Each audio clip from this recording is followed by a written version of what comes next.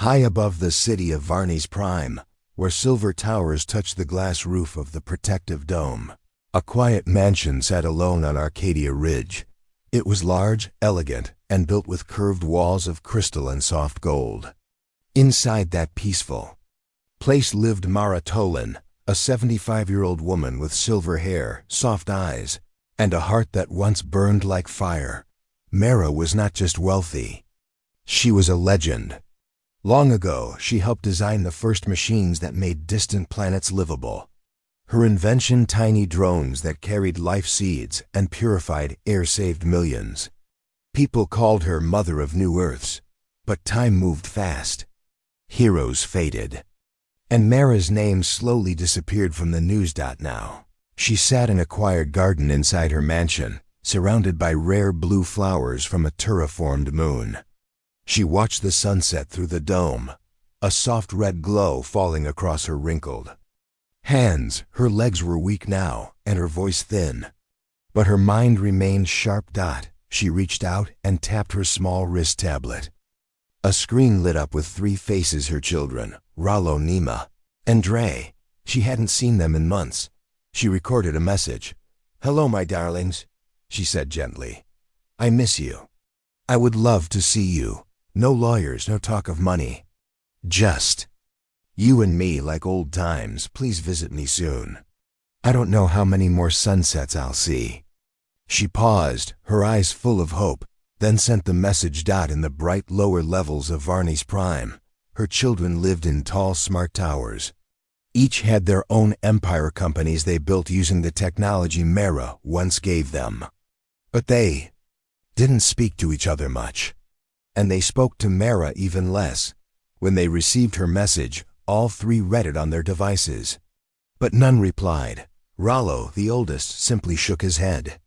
"If this is about splitting the estate early, she can forget it," he said, returning to his board meeting. Nima, busy planning her next tech launch, swiped it aside. "I'll send a care package," she muttered. "That'll be enough." Dre, the youngest, sighed. "We just saw her on her last birthday, 5 months ago," he whispered. Then he turned off the screen. None of them knew that Mara's message was special. She had used a rare, old tech, a voice file wrapped with empathic data, something she invented long ago. It allowed a person's emotions to travel with their words. But their smart devices were too modern, too filtered. They blocked emotional codes as unnecessary data. So the message felt flat, cold, easy to ignore. Mara waited. One day, 2-3. No reply. She sat alone at her breakfast table, looking at 3 empty chairs. Her spoon trembled in her hand. She sighed, then whispered, "So this is how it ends." Far below, in the lower districts, a young mechanic named Ten worked in a dusty repair shop. He was just 20, short and clever, with calloused hands and bright eyes. He had no family. His parents were workers who vanished in a shuttle crash when he was a child. Since then, he lived by fixing broken things. One evening, while sorting through scrap, Ten found something strange. A metal drone shaped like a flower pod. It blinked with a soft blue light. "Old model," he muttered. "Real old." He tapped it gently. The drone buzzed, then opened its shell. A faint voice came out, a recording. "This unit belongs to Mara Tolan. Home location, Arcadia Ridge. Mansion 01. Request, return to origin." Ten blinked. Mara Tolan? The Mara Tolan? He had heard stories. She was one of the early builders of Varney's Prime. His teachers mentioned her name with respect. She's still alive? He asked himself. The drone repeated its request. Ten thought for a while. The rich never visited the lower levels, but maybe if he returned this drone, she would pay him. Even a little reward could help him fix his tools or buy food for a month. He packed the drone in a soft case and looked up toward Arcadia Ridge. Back at the mansion, Mara sat near her fireplace, watching the hologram flames dance. She remembered when the house was full of noise, children laughing, music playing. She remembered teaching Rollo how to build his first circuit, Nima how to grow plants with light, Dre how to fly a drone. Now, only silence remained. Her robot helper, a quiet machine named Luma, rolled in. "Mara," it said gently, "your health scan shows low energy. Shall I call for a medic?" "No, Luma," she said, smiling weakly. "I'm just tired. Maybe tomorrow. Would you like to listen to music?" "No, just let me sit." She closed her eyes, her breathing slowed, but a soft smile touched her lips. Even if her children didn't come, she still had the stars outside the dome and her memories. And far below, a boy named Ten had just stepped onto a city transport, a small old drone in his bag and fate in his hands. 3 days had passed since Maratolin sent her message. She had waited with quiet hope, sitting every morning by the window, looking at the door as if someone might walk through it. But the door stayed closed. Her children did not come. Her message was ignored. In her mansion on Arcadia Ridge, Mara sat in her memory room, a space filled with small floating screens showing images from her past. One screen showed her children when they were small, laughing around a model spaceship. Another showed her with her late husband, who passed many years ago. She touched the edge of the screen, and the image shimmered. Where did the time go? She whispered. In her hand, she held a small device. It was old, built by her many years ago. It could send messages not only with sound, but also with feeling. The device captured her voice, her breath, and even the sadness behind her words. This was her special gift to her children, not just a message, but a piece of her heart. She had hoped it would make them feel her loneliness, her love, her wish to see them one last time, not for inheritance or property, but just for family. But her children never received that feeling. In the busy towers of Varna's Prime, the message had already arrived. Rollo was in the middle of a business deal. His office was large and filled with golden furniture. Assistants walked in and out, handing him reports. His wrist device buzzed. A message from Mara appeared. "Hello, my darlings. I miss you." He played it once, frowned, and swiped it away. "Is she trying to change the will?" he asked. His assistant, "Unclear, sir. Tell my lawyer to check it out. If it's nothing important, I don't want to be bothered again." Nima, sitting in her bright white lab, was designing a new energy core. Her eyes were sharp, her hands steady. She worked alone, proud of her skills. Her smart glasses flashed. A message from Mara. She listened, then closed her eyes for a moment. "She always sends these emotional things," she said. "I have too much to do, maybe next week." She set a reminder in her planner. "Call Mother, maybe." Dre, the youngest, lived in a luxury flat near the dome's edge. He was watching a VR concert with 2 friends. When the message came, he paused the music and sighed. "She misses us again," he said. His friend asked, "You going to visit?" "We just saw her 5 months ago," Dre replied. "She always says the same thing. She's lonely. She's bored. I get it. But I have a life." He turned the concert back on, and the message was forgotten. None of them knew what they had just ignored. Mara's message was more than a simple request. The emotional signal inside it, called heart code, was something she created in her early years. It could send feelings like warmth, sadness, fear, or joy directly into the mind of the listener. But modern devices didn't read heart code anymore. New tech saw it as extra data, not important. Their smart systems filtered it out. So when her children listened, they heard only words. Not her heart. Back at the mansion, Mara sat in her quiet room, her hands folded in her lap. "Maybe they're busy," she whispered to herself. "They have important lives. I don't want to trouble them." But her eyes showed pain. Luma, her gentle robot helper, rolled in with tea. "No response yet, Mara," Luma said softly. "I see," she replied, trying to smile. "Then I shall wait another day." That same evening, in the lower city, Ten stepped off a dusty transport vehicle. He carried the strange metal drone in his backpack. He had never been to the upper levels of Varney's Prime before. Everything here looked clean, quiet, and expensive. Guards watched him as he walked up the long path to the golden gate of the mansion on Arcadia Ridge. A voice came from a hidden speaker. "State your name and purpose." Ten stood straight. "My name is Ten. I found a drone in the scrapyard. It belongs to Mara Tolan. I came to return it." A pause. Then the gate slowly opened. Ten walked in nervous. The garden was full of strange flowers. The sky above the dome glowed pink and orange from the setting sun. The mansion's glass walls shined like silver. It felt like a dream. He reached the front door. It opened on its own. Inside stood Mara. She looked smaller than he expected, sitting in a hover chair. But her eyes were sharp and her smile kind. "You found it," she said. "Yes, ma'am," Ten replied. He pulled the drone from his bag and handed it to her gently. She touched the metal shell, and it blinked with soft blue light. The drone made a small sound, almost like a sigh of relief.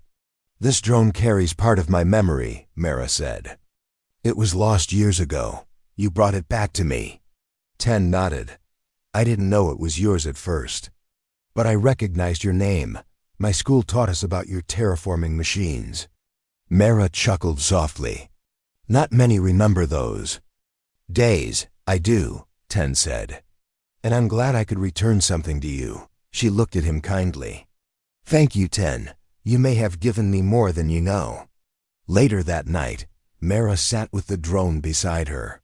She uploaded the missing memory into her system, an old piece of her mind, full of hope and unfinished dreams. Then she looked at the message log again. No replies. Not even one. She pressed a button to record a new message. This one would be her last.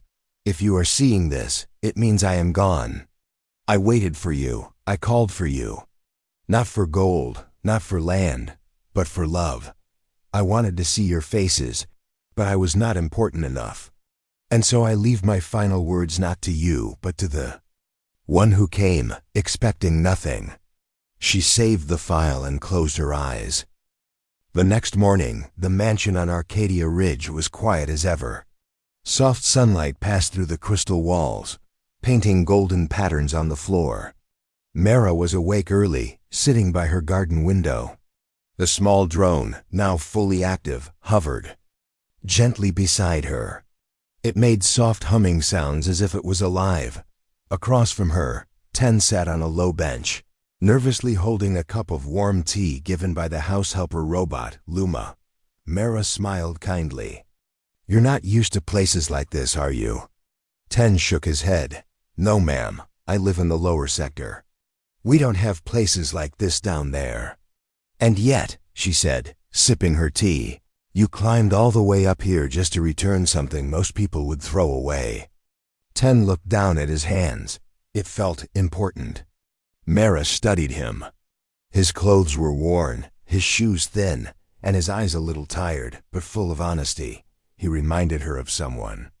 Maybe herself, many years ago, when she was young and unknown, fighting to prove her ideas. "You have no family?" she asked softly. Ten shook his head again. "No, not anymore. My parents worked at a supply station outside the dome. There was a crash when I was 8, and yet you survived. People helped, a few kind ones. The rest I had to figure out on my own." Mara nodded. "That takes strength, Ten. Not the kind people see, but the kind that lasts." She looked at the drone hovering near her shoulder. "This little one. It holds my early work. I lost it during a mission to Moonfield Station. I thought it was gone forever." Ten raised his eyebrows. "Then it's really valuable," Mara smiled. "Yes, but not because of money. It carries old memories, dreams I had when I was younger. Before the money, before the companies, before the awards. Back when I still believed everything was possible." That afternoon, Mara asked Ten to stay a little longer. Luma prepared lunch, simple food, but fresh and warm. 10 was surprised by how comfortable he felt in the mansion. It didn't feel cold like he expected. It felt lived in. Mara showed him her workshop. It was filled with tools, half-built machines, and old journals. Dust had settled on some shelves, but everything still had purpose. "This is where it all started," she said. "The first prototype drone, the energy filters, even the heart code." "System. Heart code?" 10 asked. Mara nodded. "It was my idea to send feelings with messages. Real feelings, not fake ones. Most people didn't believe it would work. I built it to keep people connected when they were far from home. That single quotes S. kind of beautiful. It was, but now no one uses it anymore. New tech says it's too slow, too emotional, too human." She looked tired for a moment. "I tried to give something warm to the world, but the world became cold." 10 was quiet. He understood. He had seen that coldness too in people's eyes, in the way they stepped over others in the lower levels. But he also knew there were still good hearts left. Like Mara's. Later that evening, Mara stood in her memory room again, watching a slow video of her children playing long ago. Rollo was building blocks. Nima was drawing stars. Dre was making a toy drone fly in circles. She pressed a button, and their adult faces appeared on the wall. "They didn't reply," she said. Softly, "Not one of them." Luma approached carefully. "You recorded your final message, Mara. Are you sure you wish to proceed?" "Yes," she said. "If they could not give me a moment in life, they will hear me in death." She turned to 10, who had just entered the room. 10, I have something to ask." "Yes, when I'm gone."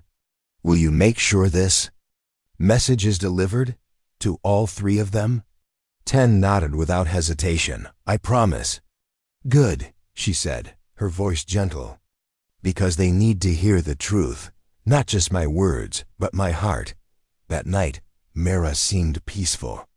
She asked Luma to play soft music, then asked 10 to sit beside her while she spoke about her early years. She told him how she built her first machine at age 14, how she fell in love, and how she cried when her first drone failed. "Failure teaches more than success," she said, "but only if you stay humble." 10 listened carefully, taking in every word. "You're not like the others," she said. "You don't want anything from me, just to help," he said quietly. "And that," she whispered, "is why you deserve everything." 10 didn't understand what she meant. But Mara gave him a soft smile, then slowly closed her eyes. The next morning, the sun rose as usual over Arcadia Ridge, but Mara did not wake up. Luma found her in her chair, her hands folded, her face calm. No alarms, no fear. She had simply gone to sleep. 10 stood nearby, silent. He felt a heavy sadness in his chest. It wasn't like losing someone he knew well. It was deeper, like losing a light in the world. Luma turned to him. "She left. Everything ready, the house, the message, the transfer codes." 10 looked at her, confused. "Transfer codes?" "She named you heir, 10. Everything she owned, this mansion, her labs, her work, it belongs to you now." His eyes widened. "Why me?" "Because you came," Luma said gently, "when no one else did." That afternoon, as clouds rolled above the dome, 10 sat in the memory room, holding a small chip in his hand, the final message Mara had recorded. Her voice, her feelings, her truth locked inside. And soon, 3 powerful people would hear words they would never forget. The sky over Varney's Prime was clear the next morning. Inside the Silver Towers, across the bright city, a message was quietly delivered to 3 powerful people. Rollo, Nima, and Dre each received the same short note on their personal systems. "Mara Tolan has passed. You are requested to appear at the Arcadia Ridge Mansion for her final message in a state reading. No flowers, no goodbyes. Just one final call." All 3 looked at the message in silence. Not one of them cried. Rollo The oldest wore a dark suit and expensive shoes. He stepped into his private skycar with 2 assistants. "Make sure the will is clear," he told them. "And alert the legal team. I want control of the research labs."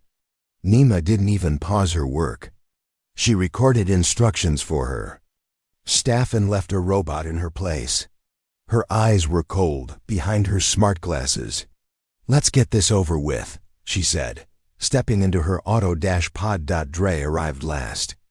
He wore casual clothes and sunglasses, hiding his face. He scrolled messages on his wristband while the driver took him to the mansion. "I'm sure she left something for me," he whispered. She always had a soft spot.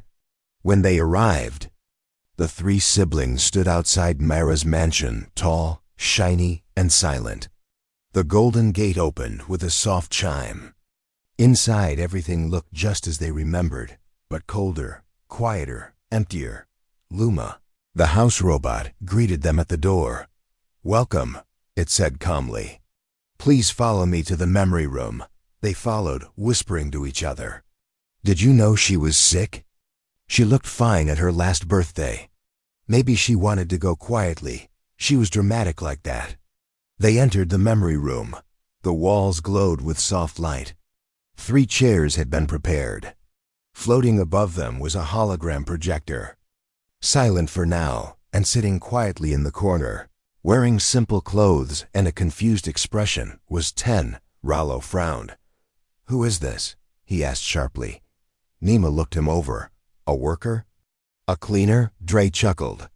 "Maybe he's they." "One who found her." 10 stood slowly. "My name is 10. I came to return something Mara lost." "A drone. She asked me to stay." Rollo narrowed his eyes. Why would she do that? Luma answered for him. "Because he was the only one who came when she needed someone." Silence fell over the room. "Please be seated," Luma continued. "Mara's final message will now begin." The lights dimmed. The projector turned on. And Mara appeared tall, proud, and calm, dressed in her favorite soft gray shawl. Her eyes looked at them as if she were really there. "Hello, my children," she said. "If you are hearing this, I am gone. But don't worry, this isn't a speech about death. It's a truth you've avoided for too long." The 3 shifted uncomfortably. "I gave you everything I had," Mara said. "Not just money, not just inventions. I gave you my time, my strength, my care. I watched over your dreams, helped build your companies, and stayed quiet while you took the credit. I thought it would be enough."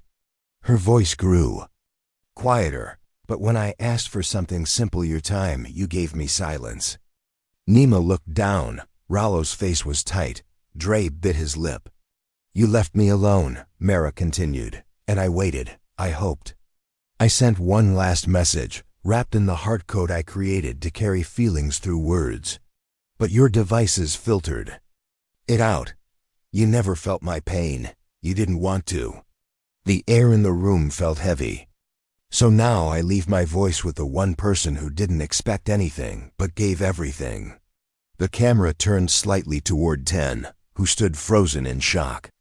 "10, you reminded me of myself, young, lost, but still kind.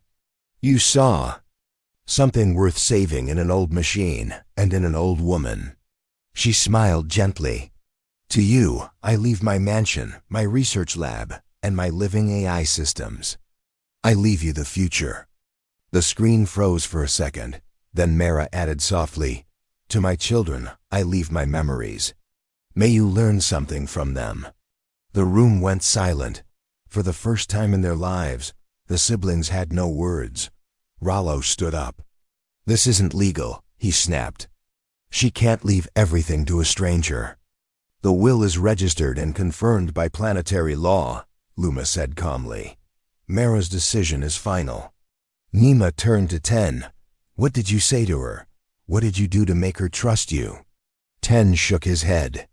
"Nothing, I just listened." Dre stepped forward, voice soft now.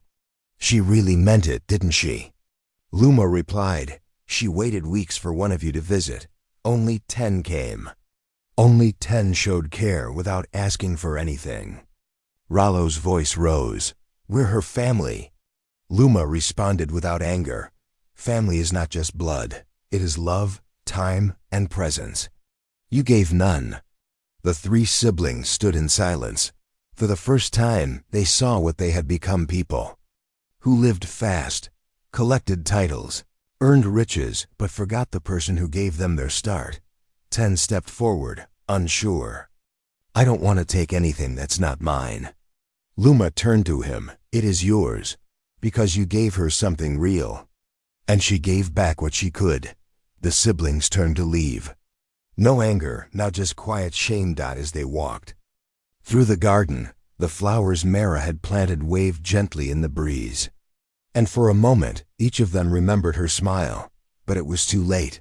Inside, 10 stood alone in the memory room. Mara's final words still echoed in the air. I gave you the stars. You couldn't even spare me a moment. The mansion on Arcadia Ridge was quiet again. The large memory room, where Mara's final message had been played, was now empty. Only 10 remained, standing alone under the soft glow of the floating lights. The air still held her voice, like the echo of a memory that didn't want to fade. Luma, the helper robot, rolled in quietly and stopped beside him. Are you all right, 10? 10 nodded slowly, though his face showed uncertainty. I didn't expect this, he said. I thought I was just returning a drone. I didn't come here to inherit anything. Luma's voice was calm and kind. Mara saw something in you that her own children lost. You gave her respect, warmth, and time that mattered more than anything else. 10 sat down on the nearest chair. He looked around at the large room, the smooth glass walls, the priceless tech, and Mara's personal things. It all felt too big for someone like him, a lower city mechanic who never had a proper home. This place doesn't feel like mine, he whispered. Not yet, Luma replied. But Mara believed it would, in time. Meanwhile, across the city, the news of Mara's passing and her surprising will began to spread. Headlines flashed across networks. Legendary inventor leaves fortune to unknown boy from lower levels. Tolan Empire inheritance bypasses children, goes to outsider. Who is 10, the boy who took the stars? Rollo, Nima, and Dre each received hundreds of messages. Their companies saw drops in stock. People questioned their morals, their choices, and their hearts. None of them gave public statements. What could they say? They knew the truth, and Mara's final words haunted them. I gave you the stars. You couldn't even spare me a moment. Back at the mansion, 10 began exploring the space carefully. Luma guided him through each room, each hallway. Some places were simple, like Mara's reading room with old paper books. Others were full of wonder, like her research lab, where drones floated in the air and machines whispered softly in sleep mode. 10 paused at one door. It was different from the others. The sign on it read, Vault of Futures. What's in here? He asked. Luma paused. That room contains Mara's unfinished work. Experiments, ideas, and inventions she never released. Only you have the access key now. 10 stared at the door. His heart beat faster. Mara had trusted him with her future. Open it, he said. The door slid open slowly. Inside, the walls were covered in glowing screens and shelves of tiny machines, blueprints, and half-built projects. At the center of the room sat a large table with a locked case. When 10 walked near, the case scanned his face and clicked open. Inside was a letter. He picked it up and began to read. Dear 10, if you're reading this, then my trust has reached you. I kept my best work hidden, not for greed, but because I feared what would happen if the wrong hands used it. My children saw science as a tool for profit. You, 10, saw it as something to help. I want you to choose what happens next. You don't need to be perfect. You just need to care. Use what I've left to build something better. For people like you, for people who are forgotten, just as I was. Let my name fade. Let the work speak for itself. You are the future now. Mara Tolan 10 folded the letter slowly. For the first time since her death, he understood why she had made this choice. It wasn't just a gift. It was a responsibility. He looked at the devices around him, things he didn't even recognize. But he would learn, he would study, and he would build. In the following days, 10 made a quiet decision. He reopened Mara's old public lab in the center of Varney's Prime. Instead of keeping it private, he turned it into a free workshop for young builders, inventors, and dreamers. He hired students from the lower districts. He brought in broken tech and taught others how to fix it. He shared her blueprints with schools. And slowly, people began to visit not for fame or money, but to learn. The city took notice. No security guards. No luxury signs. Just an open door and a welcome hand. And on the wall of the lab's entrance, carved in silver letters, were Mara's last words. I gave you the stars. You couldn't even spare me a moment. And below it, in smaller letters, now we give back. Far away, in their towers, Rollo, Nima, and Dre each saw news of the lab opening. They watched in silence as crowds gathered, as children smiled, as people spoke Mara's name with love again, not because she was rich, but because she had given something real. Each of them felt a weight in their chest. Nima opened her drawer and pulled out a drawing from when she was 5 stars colored in purple, with Mom written across them. She stared at it for a long time. Dre sat in his living room, listening to a recording of Mara reading him a bedtime story when he was a child. He hadn't listened to it in years, he cried quietly. And Rollo visited the mansion late one night. He stood outside the garden gate, looked at the house from a distance, and whispered, I'm sorry, Mara. Then he turned and left. Back at the lab, 10 stood by the window, looking out at the rising dome sky. Behind him, students worked at benches, building things, simple things for now. But they were learning. He turned to a young girl who was trying to fix a broken drone arm. Need help? She nodded. Yes, but I think I almost got it. 10 smiled. Good, Mara would be proud. The soft wind of Varney's Prime blew gently across the plaza, in front of the reopened lab. The sun's rays filtered through the great dome above, casting golden light across the polished steps. Children ran in and out of the open doors, carrying small tools and talking excitedly. Inside, the workshop buzzed with life. 10 stood at a work table, watching a group of teenagers connect parts of a small hover drone. He guided them patiently, correcting small mistakes with a calm tone. Try placing the core module here, not there. You'll get more balance that way. The girl nodded and made the change. Since Mara's passing, the lab had become more than just a building.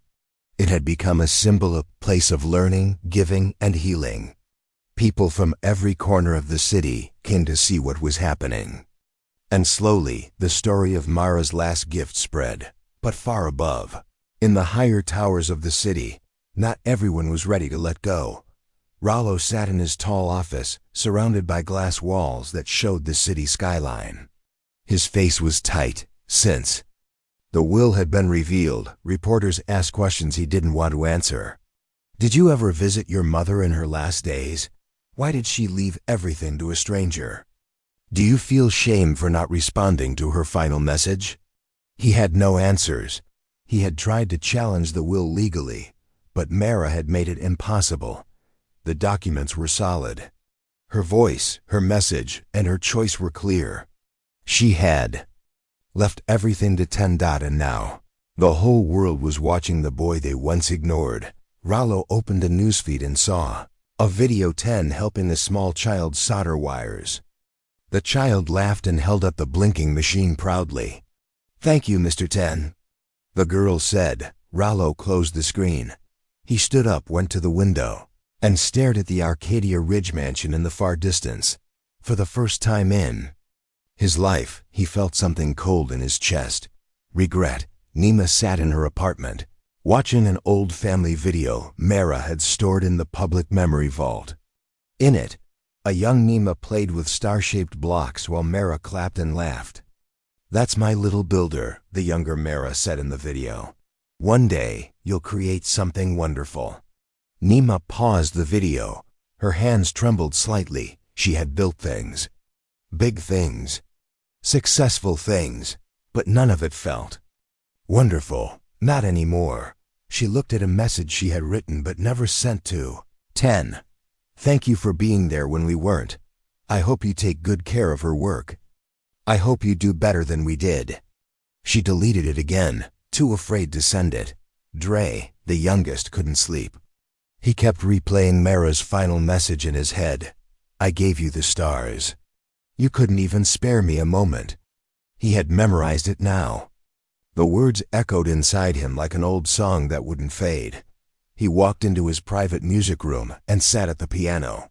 He hadn't played in years, but tonight he did. He played softly, gently, just like Mira used to when she tucked him in as a child. Halfway through the melody, he stopped, lowered his head, and let the tears fall. At the lab, 10 was cleaning up the tools when Luma rolled into the room. 10, the helper robot said. "There are 3 visitors waiting outside. They wish to speak with you." 10 wiped his hands and looked up. "Who is it?" "Rollo, Nima, and Dre Tolan." 10 froze. "They came here?" "Yes. Shall I ask them to leave?" 10 shook his head slowly. "No, let them in." The doors opened. The 3 siblings stepped in quietly, unsure of what to say. They looked around at the simple open space. No gold, no guards. No luxury, just people learning. 10 stood in the center of the room. He didn't look angry, just calm. "Hello," he said softly. Rollo stepped forward first. "We came to see what you did with her legacy." 10 nodded. "I'm just trying to honor her the way she asked." Nima looked at the walls, filled with young students' drawings and project ideas. "She would have liked this," she said. "A place where anyone can build." Dre's voice was quiet. We didn't come for anything. We just wanted to say thank you for being there, for giving her company, for not ignoring her." 10 stayed silent for a moment, then finally asked, "Why didn't you come when she was alive?" Rollo looked down. Nima folded her arms. Dre sighed. "We thought we had more time," Rollo said. "We thought she'd be there longer. We were too busy. Too proud," Nima added. "Too late," Dre whispered. The room was silent. Then 10 said, "She didn't want your money. She didn't want praise. She just wanted you to come home." Rollo stepped forward. "Is it too late to be part of this?" 10 looked at him, then at Nima and Dre. "This place is open to everyone," he said. "But not for power, not for control. Only for learning and helping." The 3 nodded. They didn't ask for keys or positions.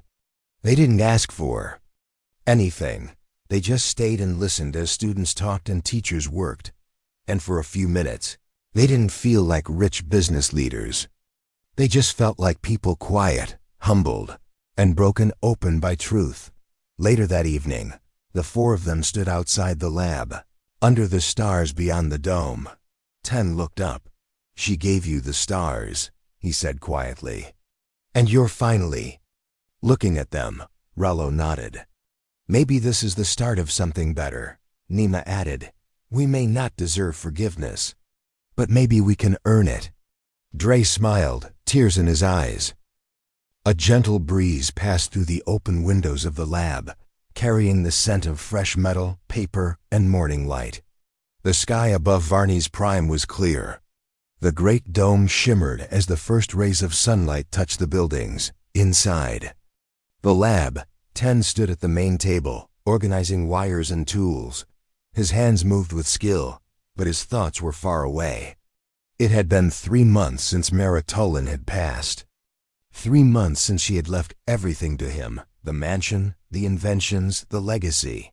And somehow, everything had changed, not just for 10. But for the city. where once Mara's name had faded. It now glowed again, spoken in schools, shown in news stories, and remembered with respect. But this time, it wasn't because of wealth or power. It was because of hope.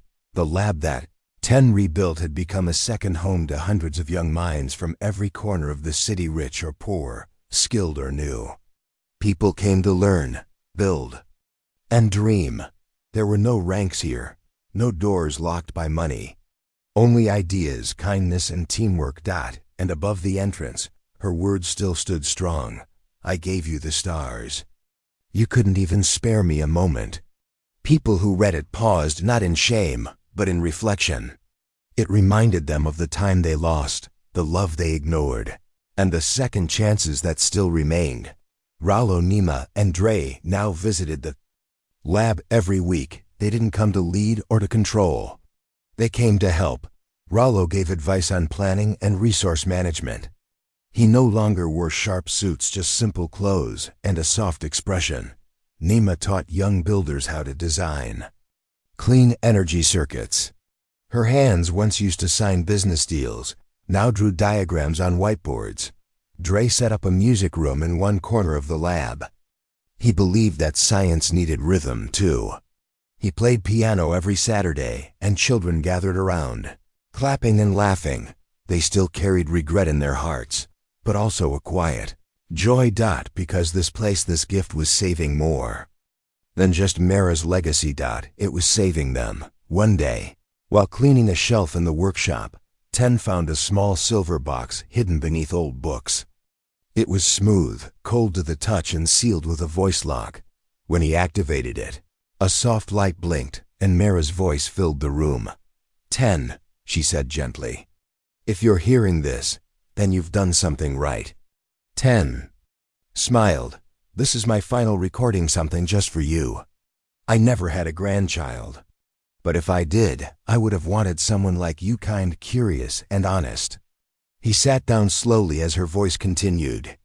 People forget that kindness is not weakness, that listening is stronger than shouting. You reminded me of who I was before the world became so loud. This place, it's yours now. Not because I gave it, but because you earned it. And if the world tells you you're not enough, just remember one woman believed you were. The recording ended. The box clicked open, revealing a small badge. It was Mara's first medal. The one she won at age 20 when she built her first working drone. On the back, she had engraved one line: build for the many. Love without limits. 10 held it gently, his eyes glassy. I won't let you down, he whispered. Later that week, the city council invited 10 to speak at the Grand Science Forum, an event that once only allowed corporate leaders. He stood on the stage in front of thousands. People expected a long speech, but 10 was never one for fancy words. He simply said, Mara Tulin changed the world twice, once with machines, and again with love. I'm not here to replace her.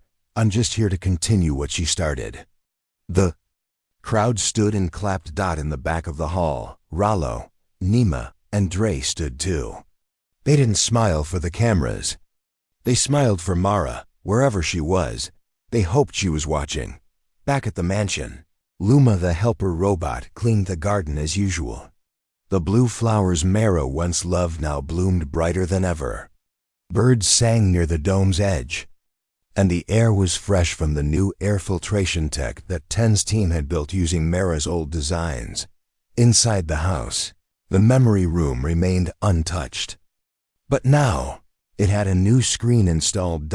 It showed live footage of the lab. Every day. So Mara's memory could keep watching the future grow. One evening, 10 walked through the mansion halls. He stopped near a tall window where Mara used to sit and watch the stars. He sat down in the same chair. The sky outside was dark now, filled with tiny white dots. The stars were still there, quiet, patient, and distant. But something had changed. Now when people looked up at the stars, they didn't just see space. They saw her. Not just the inventor. Not just the rich woman, but Mara, the mother, the teacher, the forgotten heart, and the one who reminded everyone that giving without asking is the greatest gift of all. And so, her story lived on. Not in gold. Not in tall buildings, but in every drone a child built with wonder, in every idea shared freely, in every heart softened by truth. Her final words had once left her children frozen, but in the end, they helped the whole world thaw.